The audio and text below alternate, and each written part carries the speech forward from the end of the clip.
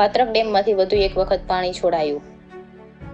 જમણા કાંઠાની કેનાલમાં 75 ક્યુસેક પાણી છોડાયું. 2 દિવસ પહેલા ડાબા કાંઠાની કેનાલમાં 85 ક્યુસેક પાણી છોડાયું. માલપુર, ધનસુરા અને બાયડના ખેડૂતોને થશે ફાયદો.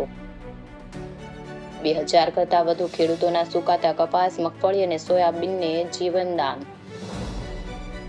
વાત્રક ડેમની બંને કેનાલોમાં પાણી છોડાતા ખેડૂતોમાં ભારે ખુશી. એક તરફ વરસાદ નથી તેવામાં પાણી છોડાતા ખેડૂતોને રાહત. ઇન્ડિયા 24 ન્યૂઝ, નિખિલ દરજી, અરવલ્લી.